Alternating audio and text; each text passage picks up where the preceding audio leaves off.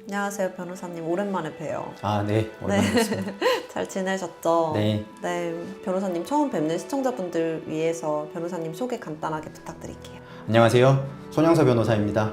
저는 주로 성형수술 후에 성형 부작용이 생긴 환자분들의 네. 의료 분쟁을 돕는 활동을 주로 하고 있는 변호사입니다. 활동을 하면서 좀 어려움이 있지만 그래도 사명감을 가지고 변호사법에 변호사가 기본적 인권을 옹호하고 또 사회정의를 실현해야 된다고 써 있거든요. 네. 그래서 저는 변호사법에 따라서 변호사다운 변호사가 되기 위해서 활동을 이어가고 있는 상태입니다. 네. 첫 번째는 시청자분들도 좀 궁금해하실 것 같아서 일단 변호사님께서 전문가로서 네. 고위험도 수술 또는 성형 부작용 발생 가능성이 높은 그런 수술들 네. 뭐가 있는지 얘기해 주실 수 있으세요? 제가 생각할 때 고위험도라고 오비르님께서 말씀해 주셨을 때 네. 사실 이제 마취를 동반하는 수술이 조금 위험하지 않나라는 생각이 듭니다. 그래서 제 의견으로는 네. 마취과 전문의가 상주하거나 아니면 주치의가 적극적으로 환자 상태를 이렇게 감시할 수 있는 상태, 네. 그렇게 좀 안전성이 담보되는 의료기관에서 네. 수술을 하시는 게 조금이라도 위험성을 줄일 수 있는 그런 대처 방안이 아닐까 생각이 듭니다. 근데 대부분의 병원이 다 그렇지 않나요? 그러니까 마취과 원장님께서 다 상주하시진 않아도 대표 원장님들께서 다 주시하면서 수술을 하시지 않나요? 네, 그러면 좋을 텐데 그렇지 않은 경우가 많기 때문에 사건 사고가 많이 발생하는 거죠. 항상 환자분들께서는 그런 마취 과정이 안전한 의료기관을 네. 우선순위로 판단하시고 네. 수술 의료기관을 선택하셔야 하지 않을까 생각이 드네요. 네. 변호사님께서 이제 의료 분쟁 사건을 맡으시면서 가장 기억에 남는 심각한 성형 부작용 사례가 있다면 어떤 게 있으세요? 작년에 제가 맡았던 굉장히 특수한 사건이 하나 있었습니다. 어떤 환자분이 지방흡입을 하고 굉장히 큰 부작용에 시달리게 되셨습니다. 네. 근데 이 환자분의 직업이 네. 마취과 전문의 의사 선생님이셨어요. 채널에서 봤어요. 네, 맞습니다.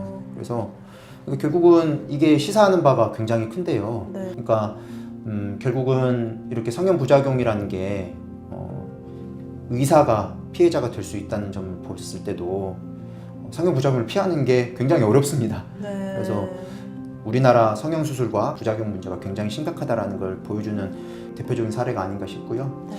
또 중요한 것 중에 하나가 수술 후에 성형 부작용이 생겼을 때 의료기관의 대처가 굉장히 중요하다라는 것을 나타내는 케이스가 또 한 가지 작년에 있었었는데요. 네. 병원 말만 믿고 계속 기다렸다가 점점 악화돼가지고 네.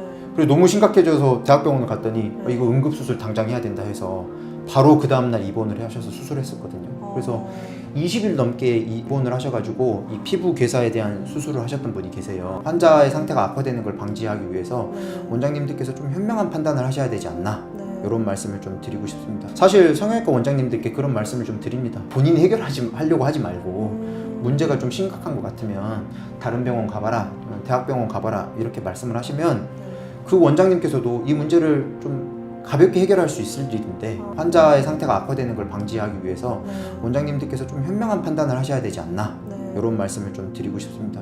또 궁금했던 게 부작용 피해자분들이 병원에 문제를 제기할 때 네. 정당하게 보장을 받기 위해서는 네. 어떻게 뭔가를 미리 준비하면 좋을까요? 좀 침착하셔라, 이런 말씀 드리고 싶어요.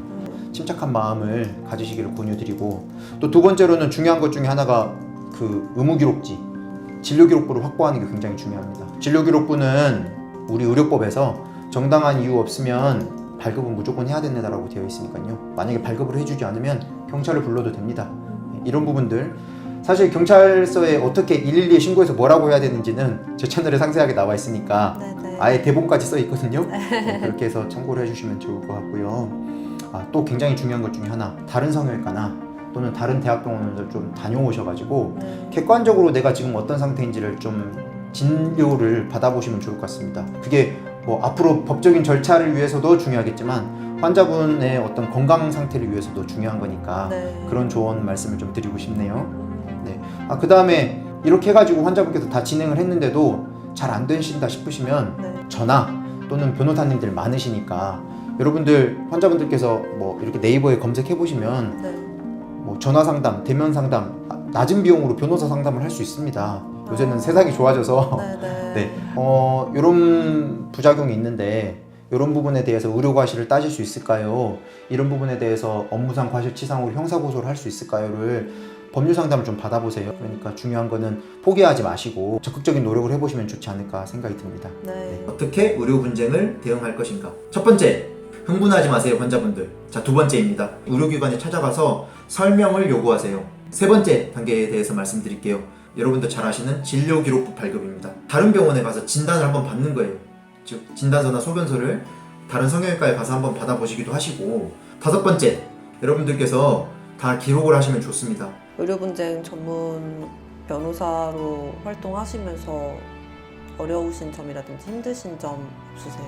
저한테 뭐 오해 같은 거 있을 때가 조금 억울할 때가 있습니다. 좀 안타까울 때가 있는데요. 제가 막 환자를 부추겨서 소송을 이렇게 의료 분쟁을 갈등을 악화시키거나 막 합의금을 높게 받기 위해서 뭐 그런 걸 시킨다라는 오해가 있으신 분들이 좀 있는데, 절대 그런 거를 제가 억지로 시키는 사람은 아니고요.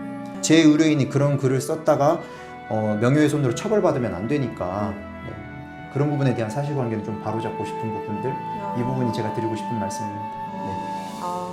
진짜 피해자분들 위해서 멋있어요, 변호사님. 네. 감사합니다.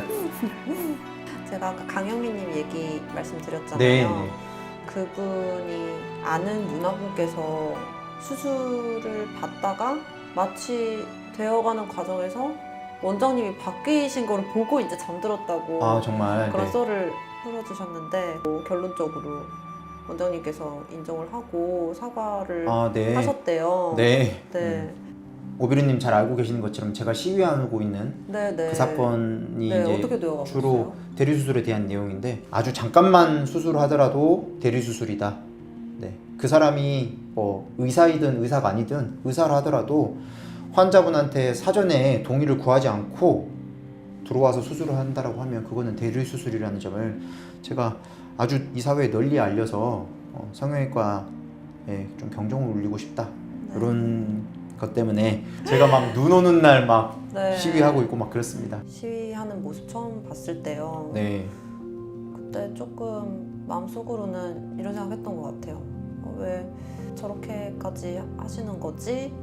이런 생각 들었거든요. 네. 점점 변호사님 알게 되면서 네. 진짜 정의로운 분이시구나도 느꼈고, 진짜 피해자분들을 위해서 정말 발벗고 나서서 저렇게 하시는 변호사님이 계시구나 네. 보여주신 것 같아요. 혹시 마지막으로 하시고 싶은 말씀이 있으시면 편하게. 오늘 이 자리에서 마지막으로 드리고 싶은 말씀은 원장님들께 드리고 싶은 말씀이거든요. 따뜻한 말 한마디 해보아 주시는 건 어떨까요? 라는 말입니다. 원장님께서 안 보려고 하지 말고 실장한테만 맡기지 마시고, 원장님께서 조금이라도 조금 더 따뜻한 말 한마디 하신다라고 하면 성형 부작용으로 고통받는 문제, 이런 문제들이 정말 많은 다수의 사건들이 해결되지 않을까 생각이 듭니다. 그래서 원장님들께 환자분들 문제 생기면 따뜻한 말 한마디 해주십시오, 이런 말씀을 오늘 부탁 말씀으로 제가 드리고 싶습니다. 네.